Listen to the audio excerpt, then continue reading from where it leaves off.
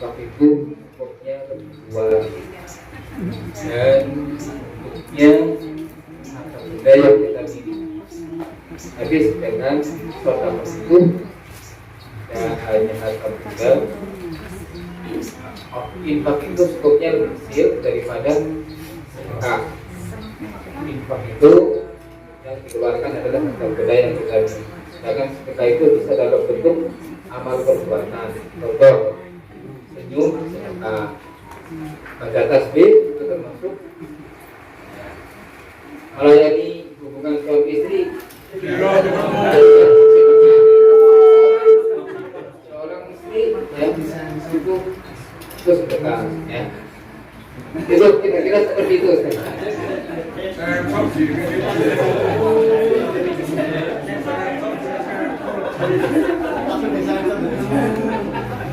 Baik, terima kasih sudah memberikan gambaran. Teman-teman, saya yakin sudah ada gambaran dengan bahasa bedanya infak dengan sedekah.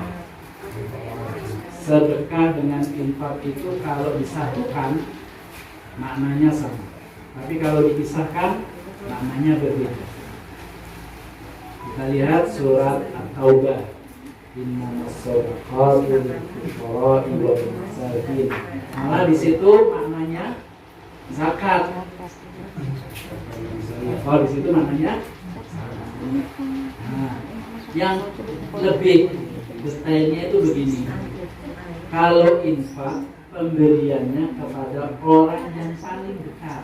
Mbak Sulko, Mbak Yulik. Orang yang paling dekat dengan banyak diri yang baru kita, datang baik itu semangat betul maupun tidak itu, maka disebut nafkah kalau kepada istri dan anak.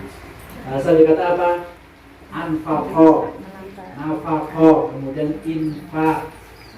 Nah, kalau pada suami, pada istri dan anak namanya nafkah. Itu satu kata, satu. Jadi orang yang paling dekat dengan lingkungan kita, dengan yang sudah di dekat ini namanya infak. Sedekah itu tadi sudah dijelaskan juga umum, baik wajib maupun sunnah, baik dalam bentuk harta maupun di luar sudah cukup. Terima kasih teman-teman sudah mensumbangsikan. Kita lanjutkan orang yang ke ini orang yang terakhir. Mudah-mudahan tidak terjadi dengan kita. Tapi orang yang ketiga kata Rasulullah, fahada bi afbatil manazil. Orang yang ketiga itu orang yang paling jelek tempatnya. Yang ketiga aja paling jelek. Akhbas. Bahkan Rasulullah menggunakan kata akhbas. Akhbas itu sudah jelek, hina, terus jijik dan sejenisnya, itu namanya akhbas. Akhbas. Ya kan ada minal khubuthi wal khaba'is. Akan disebut khubus. Khubus itu apa namanya? Ada yang menyebutkan setan laki-laki ya kan?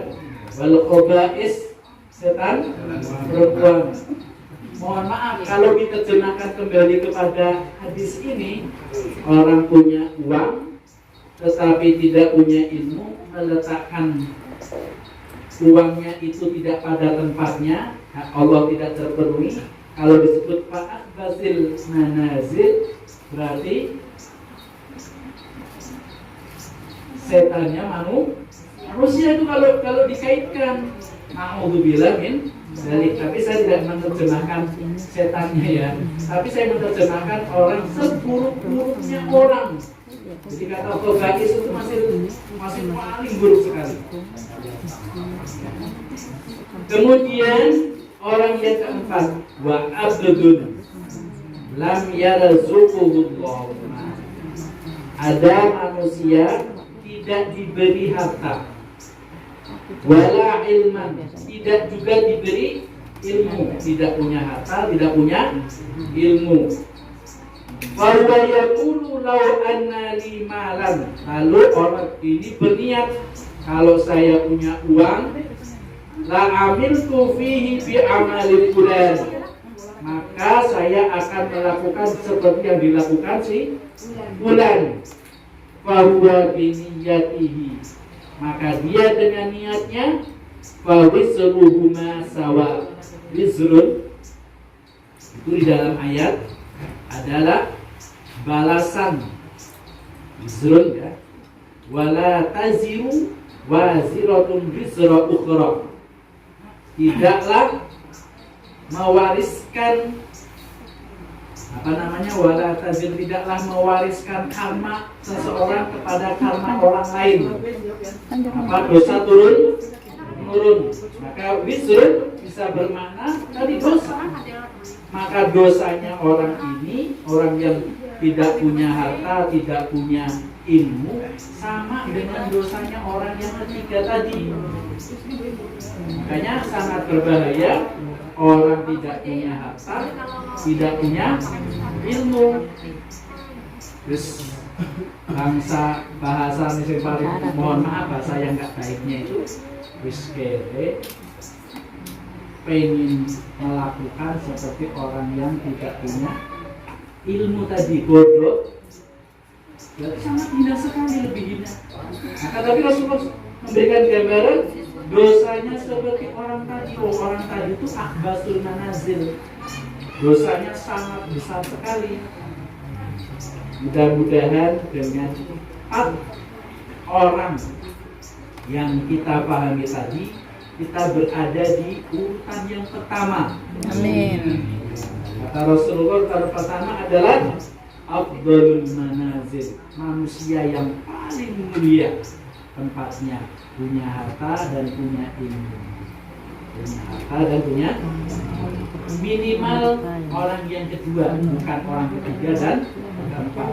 Tidak punya harta tapi punya ilmu. Dengan ilmunya sering berniat kalau punya uang, gitu ya, mengeluarkan sesuai hak-haknya Allah. Maka sangat berbahaya kalau kita tidak memahami ilmu bagaimana mengeluarkan harta atau ilmu apa saja, maka sungguh kita ini akbatul manazil, orang yang paling jelek tempatnya.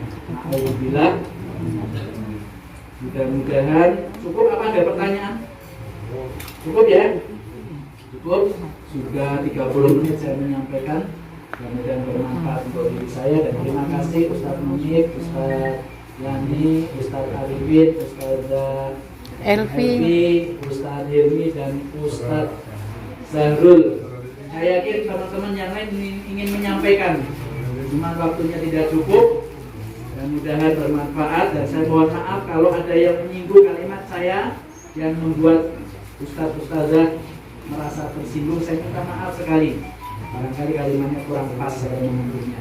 Wallahu a'lam bishawab. Wassalamualaikum warahmatullahi wabarakatuh. Waalaikumsalam.